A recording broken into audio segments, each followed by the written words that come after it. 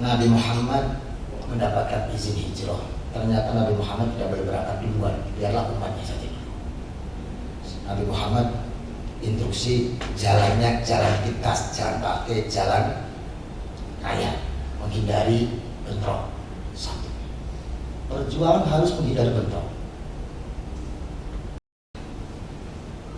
Nabi Muhammad kalau sore naik ke atas, bersetuh loteng, melihat umatnya jalan. Ya Allah, orang paling kaya berangkat cuma bawa ransel saja, rumahnya ditinggal, kekayaannya ditinggal.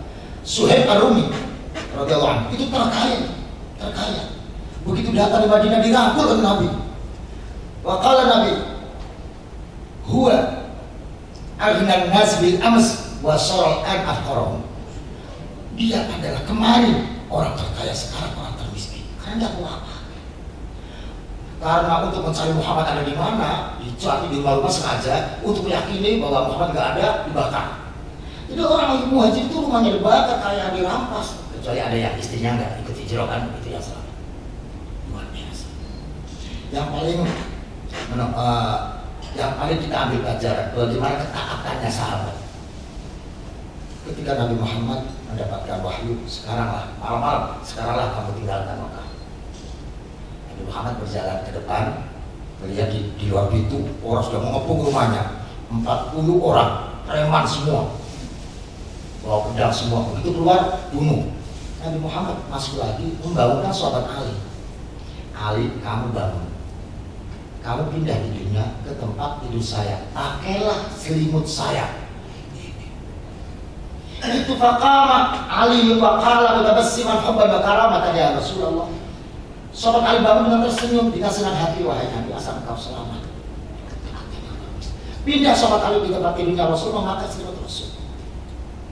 Rasul keluar, ambil tanah dari, ya memang lantainya nggak ada keramiknya.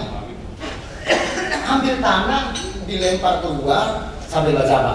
Wajalna min baini aydihim saddan wa min khalfihim saddan fa aghshaynahum fa hum la yubsirun. Tidur semua. Nah, ini yang memiliki model begini tinggal NU-nya, itu pun NU dulu Pak. NU sekarang nggak ada yang model begitu, udah nggak ada. Pakainya WA semua. Nggak ada yang pakai tirakat ilmunya NU sekarang pakai WA ilmunya. Jadi teman-teman itu, terutama dari Kiai Umar itu pasti saya catat dalil-dalilnya itu. Saya buka. Satu, ketaatan, bagaimana ketaatan sahabat Ali. Di mana sahabat Ali adalah pemimpin, salah satu pemimpin umat Islam sahabat Ali. Artinya, bagaimana salah satu pemimpin itu pasti diikuti oleh simpatisannya kalau di sini. Kedua, Nabi Muhammad keluar menghampiri sahabat Abu Bakar. Abu Bakar, wah, ya wahai Rasul, mari kita berangkat hijrah ke Madinah. Ya. Ke Madinah. Ya. Diam saja Abu Bakar. Loh, Abu Bakar bertanya, pertanyaan yang sangat dan tidak pernah ditemukan di Indonesia. Wahai Nabi, saya menemani engkau, Allah ridho tidak? Ini Allah ridho tidak? Maka Rasul, Allah taala kayak Abu Bakar, Allah memilih engkau. Saya dipilih Allah, wahai Nabi. Iya. Fabaka Abu Bakar, nangis Abu Bakar saking senangnya dipilih Allah. Nah, Abu Bakar bertanya, Allah ridho tidak, wahai Nabi? Nabi berkata, menjawab, Allah taala ya Abu Bakar, Allah memilih. Saya dipilih. Subhanallah. Tidak semua orang bisa dipilih kan? Karena mestinya dari Madinah, dari Mekah Madinah itu kan ke utara. Itu ke selatan. Itu ke selatan. Abu Bakar berpikir, kok ke selatan? Salah. Ini jelas salah. Ini jelas Nabi tersesat. Tapi masa ada Nabi tersesat? Nabi tidak mungkin tersesat. Tapi jelas salah. Ini kan salah, orang mestinya ke utara itu ke selatan. Enggak ada. Ini salah ini. Tapi masa ada Nabi tersesat? Enggak ada Nabi tersesat. Yang tersesat itu yang setengah ustaz, itu masih tersesat. Kalau mau pilkada itu tersesat. Untuk tidak tersesat, Abu Bakar bertanya. Bukan berarti surga, tapi supaya tidak sudah. Wahai Nabi, ke Madinah kan? Ya. Madinah ke utara, wahai Nabi. Ini ke selatan. Mari kita ambil. Abu Bakar luar biasa mempertimbangkan, tanya tidak, tanya tidak, tanya tidak, supaya tidak subur, tanya. Dan Nabi tidak pernah tersinggung. Wahai Nabi, Madinah itu utara, ini ke selatan. Oh iya, begini Abu Bakar. Tadi saya dikepung orang 40 orang, hilang 70, akan membunuh kita semua. Orang preman berbawa pedang semua. Maka kita bersembunyi dulu untuk menghilangkan jejak. Jadi Nabi tidak pernah tersinggung ditanya. Padahal seorang Nabi pilihan Allah, muha ilaih, mestinya adalah tahu apa kamu.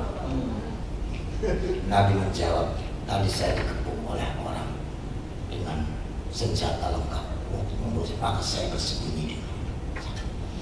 Di mana Nabi? Tuh ada gunung namanya Gunung Tur, tinggi 2 jam lebih. Saya sendiri belum pernah. Yang pernah dibuat Nur, Jabal Nur itu 1 jam. Ini waktu 2 jam lebih. Itu Nabi ke sana. Berapa kali Nabi terjatuh?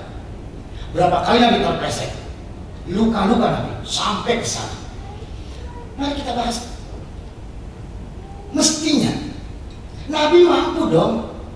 Wahai Allah, minta malaikat 2 untuk kendaraan saya dengan Abu Bakar ke Madinah. Sekarang datanglah malaikat, dinaikin sampai Madinah. Bisa. Jangankan Nabi, yang setengah dukun saja ngakunya bisa. Pasti bisa. Kenapa Nabi tidak lakukan itu? Ini Nabi mendoktrin kita agar kita harus ikhtiar. Ada ikhtiar, nggak boleh doa dulu. Masih 2, Nabi duduk, sahabat umat Bapak duduk, buahnya sempit. Sebentar itu, sini. Orang kafir itu sudah sampai di pintu. Cuma buahnya ke bawah. Jadi kalau dari dalam itu kelihatan kakinya orang kafir di pintu. Orang kafir kalau mau lihat ke dalam harus jongkok baru kelihatan. Abu Bakar takut pasti tahu. Kesananya mentok. Mau lari kemana? Maka berkata, lawan nazar ahadum tahta qadamaihi la ra'ana. Kalau mereka jongkok pasti melihat kita. Pasti. Lalu ra'a ahadum tahta qadamaihi la ra'ana. Kalau mereka jongkok pasti melihat kita. Dalam konteks ini, Nabi dalam keadaan sudah tidak mampu kemana, mau lari-lari kemana, bersembunyi kemana. Nabi berkata, la tahzan, innallaha ma'ana. Jangan takut, Allah bersama kita. Hebatnya Nabi Muhammad di sini. Ketika Nabi Musa dikejar oleh Fir'aun dan Fir'aun sudah kelihatan itu di belakang, wahai Musa, kita terkejar. Musa menjawabnya, inna ma'iya Rabbi, saya ma'i pribadi sendiri beserta Allah. Tapi kalau Nabi tidak, ma'ana kita. Kalau Nabi Musa, saya. Kalau Nabi Muhammad, kita. Tapi Nabi Muhammad lebih hebat, mampu membawa Abu Bakar ke dalam Nabi Muhammad. Inna Allah ma'ana, Allah beserta kita, maknanya kita berada dalam ma'iyatullah. Ma'iyatullah itu keharibaan Allah. Tapi kalau Nabi Musa tidak bisa membawa umatnya masuk ke ma'iyatullah, Nabi Muhammad ma'iyatullah. Kalau sudah masuk ke ma'iyatullah, jangan masih di pintu, silakan masuk ke sini, tidak akan kelihatan. Sebab la tudrikul absar wa huwa yudrikul absar wa huwa latiful khabir. Jangan masih di pintu, masuk sini, tidak akan kelihatan. Tenang. Orang-orang di begini yang masih dicari sekarang. Jadi Nabi Muhammad memberikan kepercayaan pada keyakinan kepada Abu Bakar, jangan ragu, jangan khawatir, jangan kecil hati. Allah bersama kita. Kalimat Allah mari kita gali. Di mana Allah sekarang? Ketika Nabi mau membersihkan tempat gua mau tiduran, Abu Bakar berpikir, ya Allah, seorang kekasih Allah tidur tanpa alas, tidur tanpa bantal. Luar biasa. Itu Nabi tanpa bantal. Nah umatnya baru jadi setengah ustaz saja bantal harus 2 dia. Ini Nabi kan, maka Abu Bakar spontan, wahai Nabi silakan bantalnya di sini. Bantalnya bahaya.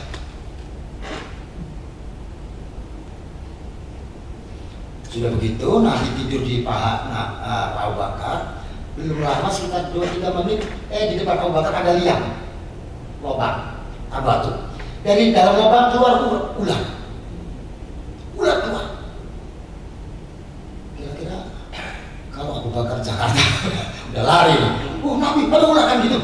Abu Bakar berpikir, ini ada ular Nabi sekian lama gak bisa tidur, baru mau istirahat, luka-lukanya terpleset berapa kali, terjatuh berapa kali, maka Nabi harus tidur. Supaya Nabi bisa tidur bagaimana? Tanpa pikir panjang, maaf, kaki yang satu dimasukkan lubang, kaki yang satu dimasukkan liang untuk menutup lubang agar ular tidak keluar.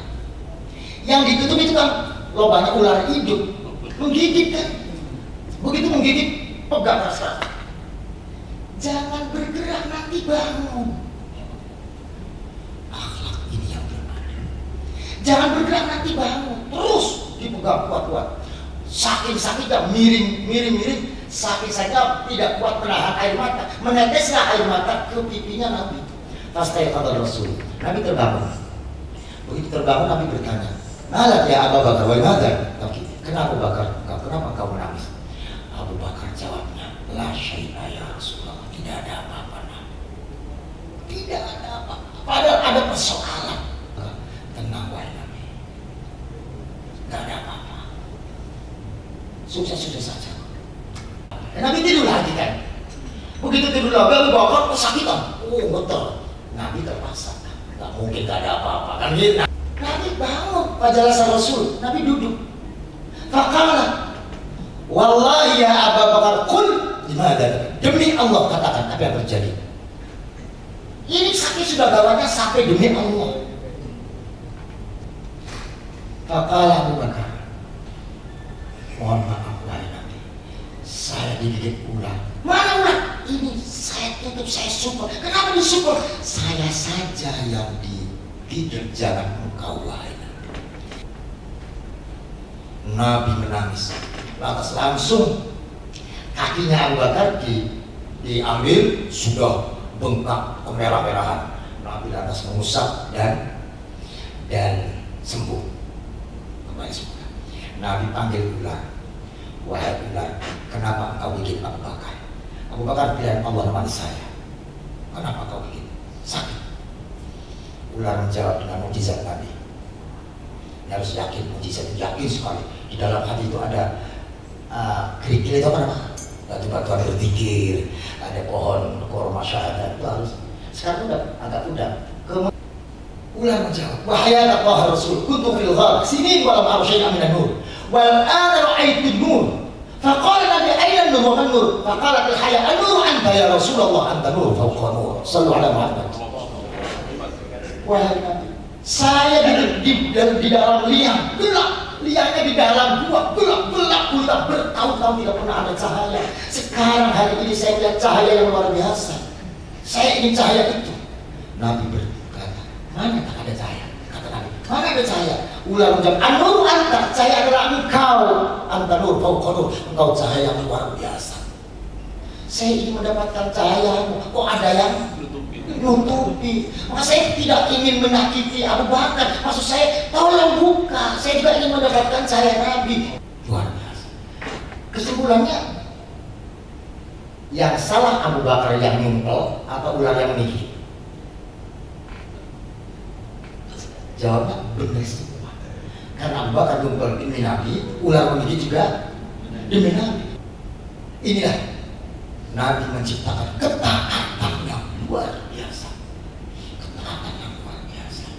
Dan sesampai di Madinah, Nabi melakukan mu'akhah, ta'akhah, yakni mempersatukan